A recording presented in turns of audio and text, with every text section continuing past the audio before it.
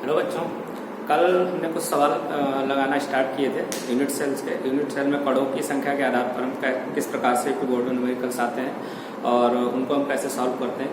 तो आज हम कल से ही स्टार्ट करते हैं, कल के ही न्यूमेरिकल को लेकर के और आगे के न्यूमेरिकल्स लगाना स्टार्ट करते हैं। तो आज हम देखते हैं हमारा क्या न्यूमेरिकल है।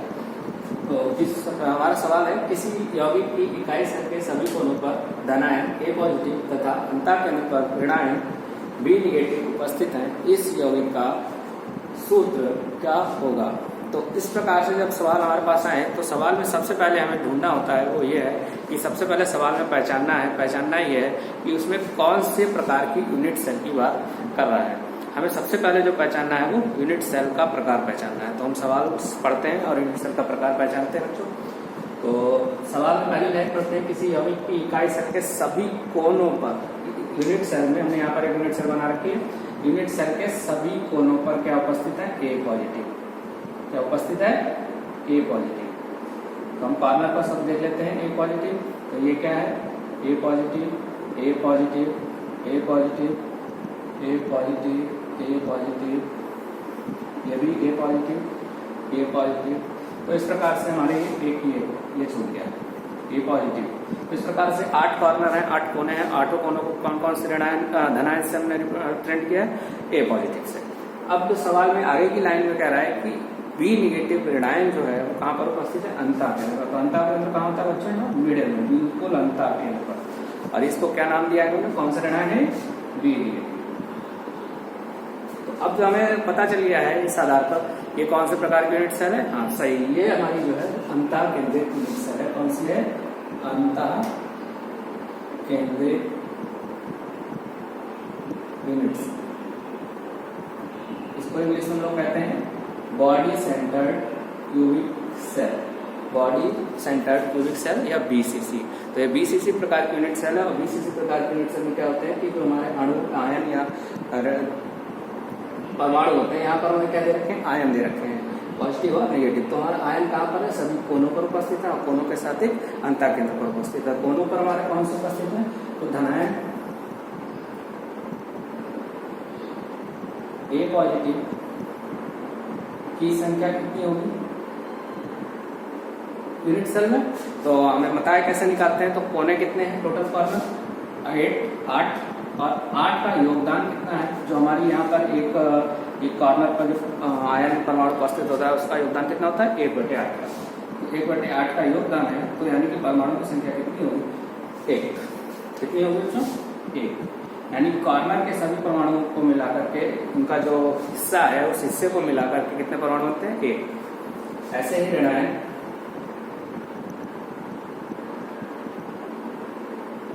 बी निगेटिव की संख्या, तो जो अंतःकेंद्र पर बी निगेटिव स्थित है वो कैसा है, पूरा का पूरा स्थित है यूनिट सेल के अंदर। तो इसकी संख्या कितनी होगी, 1। ठीक है बच्चों। तो हमें इससे सूत्र मिल सकता है। तो यौगिक का सूत्र, तो कौन कौन से आयन है, ए पॉजिटिव, बी निगेटिव। ए पॉजिटिव के आयनों की संख्या कितनी निकाली हमने, 1, और बी निगेटिव के 1। तो दोनों के आयनों की संख्या समान है।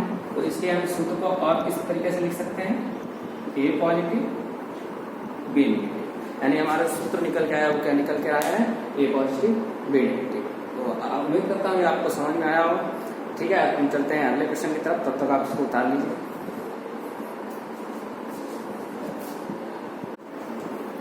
ठीक है बच्चों, अगला सवाल लगाते हैं, अगले सवाल को पढ़ते हैं। अगला सवाल हमारा है, किसी यौगिक में परमाणु X तथा Y मिलकर घनीय संरचना का निर्माण करते हैं। परमाणु X घन के कोनों पर तथा Y घन के फलक पर स्थित है। यौगिक का सूत्र क्या होगा। बिल्कुल समान है पिछले सवाल के जैसा। और इस सवाल में भी सबसे पहले हम क्या ज्ञात करेंगे कि हमारी यूनिट सेल कौन से प्रकार की है। अगर हमें यूनिट सेल पता चल जाएगी तो हमें सूत्र भी पता चल जाएगा। सवाल पढ़ते हैं, यूनिट सेल का पता लगाते हैं। तो सवाल की पहली लाइन पढ़ते हैं कि X और Y से मिलकर बना है और घनी संरचना हमने बना ली। परमाणु X घन के कोनों पर, बहुत अच्छे से समझिएगा, परमाणु X जो है वो घन के कोनों पर है। तो कोनों पे हम बना देते हैं X, X, X, X, x, यहाँ भी एक्स, यहाँ एक्स और ये भी एक्स। तो एक्स बच्चों हमारा कहाँ पे है? घनों के कोनों पर। और फिर कह रहा है कि वाई जो है वो घन के फलक पर स्थित है। तो पहला फलक हमारा ये हो गया, तो इस फलक पर हमारा कहाँ पर ये वाई यहाँ होगा। इस फलक की बात करें, इस वाले फलक की, तो वाई यहाँ स्थित होगा, ठीक है ना बच्चों। इस फलक की बात करें, इस वाले फलक की, तो हमारा वाई कहाँ होगा? यहाँ स्थित होगा। इस वाले फलक की बात करें, ये वाला फलक, तो वाई कहाँ होगा? यहाँ कहीं स्थित होगा। पीछे वाले फलक की बात करें, इस फलक की, तो हमारा वाई कहाँ होगा? यहाँ कहीं स्थित होगा। तो इस प्रकार से हमारे फलक कितने हो गए? 6। और एक नीचे वाला फलक भी है ये, तो इस पर कहाँ होगा? वाई यहाँ कहीं स्थित होगा। तो इस प्रकार से फलक हमारे कितने हो गए? 6। अब कोने काट में कितने होंगे? 8। तो हम देखते हैं हमारे जो परमाणु हैं,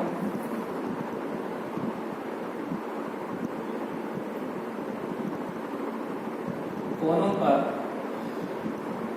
उपस्थित x परमाणु बराबर कितने हो गए? तो 8 को कोने कितने हैं?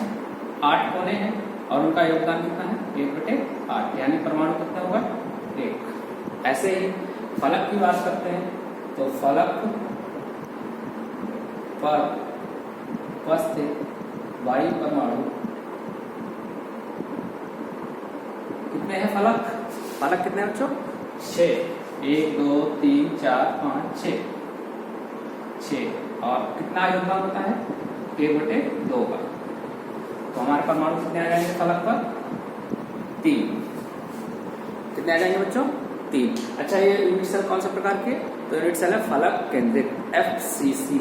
इसको हम शॉर्ट फॉर्म में क्या कहते हैं? FCC, face centred cubic cell. तो अब हमारा सूत्र क्या हो जाएगा? तो यौगिक का सूत्र क्या हो जाएगा?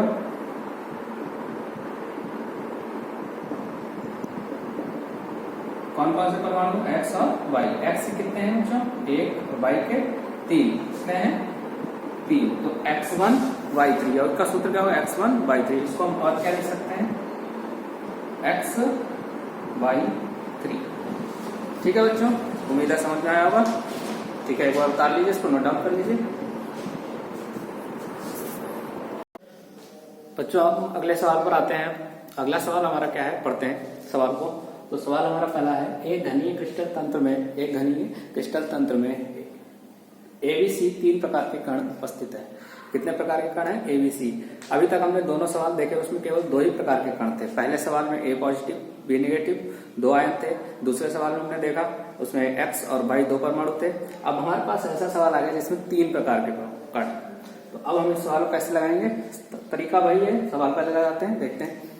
तो ABC 3 प्रकार के कण उपस्थित हैं, जिनमें B कहाँ है? कोनों पर। B कहाँ है? कोनों पर। A फलकों पर तथा C केंद्र पर है। यौगिक का सूत्र लिखिए। पहले की तरह सबसे पहले हम यूनिट सेल को ज्ञात करते हैं। कौन सी यूनिट सेल है? तो हमारी यूनिट सेल की ABC है, 3 कण है। तो B कहाँ पर है? कोनों पर। तो हमारा B कहाँ है? कोनों पर। B B B B B B हमारा कहाँ पर बच्चों? कोनों पर। तो हमारे 8 कोने और 8 कोनों पर क्या है? B। फिर A कहाँ पर है? फलकों पर। तो फलक कहाँ पर है? पहला फलक हमारा सामने का ये रहा, तो इस पर कहाँ होगा? यहाँ पे A। इस फलक पर A यहाँ होगा, बीच में इसके। फिर ये वाला हमारा फलक, इस फलक में कहाँ होगा? यहाँ होगा। इस वाले फलक की बात करते हैं, तो हमारा कहाँ होगा? यहाँ होगा। इस वाले फलक की, तो हमारा यहाँ होगा। ठीक है। नीचे वाला फलक देखते हैं, तो नीचे वाले फलक पर यहाँ कहीं स्थित होगा। पीछे का फलक अभी हमारा रह गया है, पीछे वाले फलक पर कहाँ होगा? यहाँ कहीं उपस्थित होगा। ठीक है। तो हमारे 6 फलक, अच्छे फलक पर कौन है? A। फिर कह रहा है कि C जो है वो केंद्र पर स्थित है। यानी कहाँ पर है? केंद्र हमारा कहाँ होता है? बिल्कुल सेंटर में। यानी C हमारा कहाँ स्थित है? बिल्कुल सेंटर में, C। ठीक है। हमारी सारी पोजीशन सबकी सिक्योर हो गई कि हमारा जो B है वो कहाँ है? कॉर्नर पर। सभी कॉर्नर पर B है। A कहाँ पर है? फलकों पर। तो 6 फलक पर A स्थित हो गया। ऐसे C हमारा कहाँ है? बिल्कुल अंतर केंद्र पर स्थित है। हमें सबकी पोजीशन, स्थान पर स्थिति पता चल गई। अब हम सवाल का सूत्र ज्ञात कर सकते हैं। जैसे पिछले सवाल में हमने निकाला था वैसे ही कि कोनों पर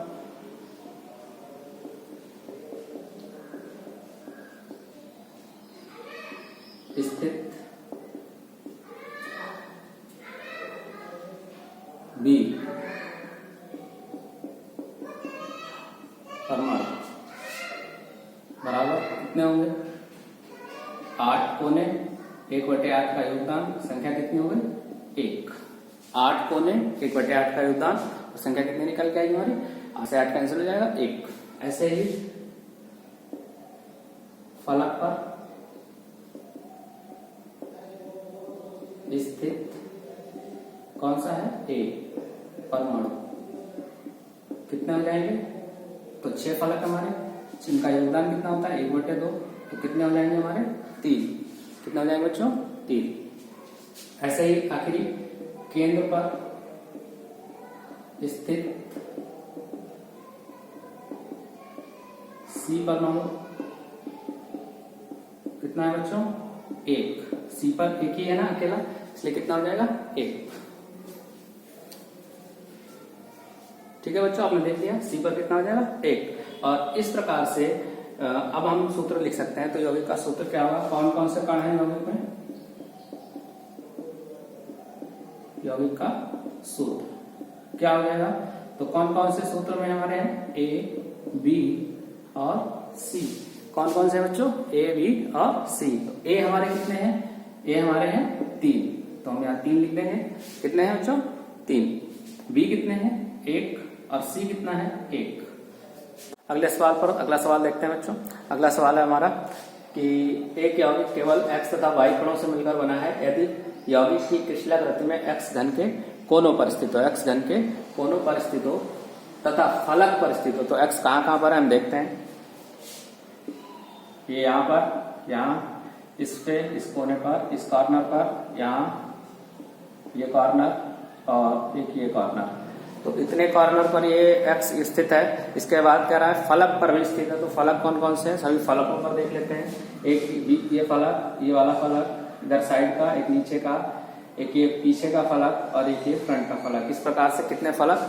6 फलक हैं और 6 फलक पर क्या स्थित है? x स्थित है। x कहाँ स्थित है? सभी कोनों पर स्थित है और इसके साथ साथ फलकों पर स्थित है। ऐसे ही कह रहा है कि वायु जो है, वायु कहाँ है? किनारों पर स्थित है और अंतःकेंद्र पर स्थित है। तो वायु कहाँ स्थित है? अंतःकेंद्र पर वायु स्थित है और सभी किनारों पर। तो किनारा कहाँ है? ये एक यहाँ पर, यहाँ इस किनारे पर, इस तरीके से ये जो हमारा वायु है वो प्रत्येक किनारे पर स्थित है। तो इस प्रकार से हमारे इसमें किनारे कितने हैं बच्चों? किनारे कितने हैं बच्चों हमारे इसमें? तो 12 किनारे हैं। तो हम इसको सॉल्व करते हैं। तो सॉल्व करने के लिए सबसे पहले हम x के कणों की संख्या निकाल लेते हैं। तो x कणों की संख्या, तो x कणों की संख्या कैसे निकालेंगे? x कणों की संख्या निकालने के लिए हम पहले कहाँ के निकालेंगे? कोनों पर। कोनों पर x कण कितने हैं? 8 गुणे 1/8 बराबर 1। ऐसे ही फलक पर x कण कितने होता है? फलक 6 योगदान होगा। और इसके बाद 3। इसी प्रकार से हम y के लिए निकालें तो यहाँ पर कुल कितने हो गए? 4। 1 कोनों पर और 3 फलक पर। y कणों की संख्या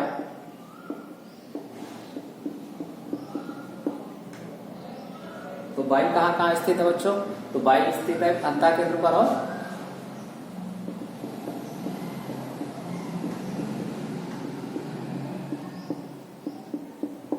अंतःकेंद्र पर कितना कण होता है?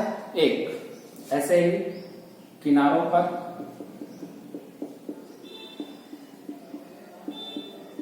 तो किनारे कितने होते हैं बच्चों? 12। योगदान कितना होता है? 1/4 का। इसका मतलब यहाँ पर कितना होगा?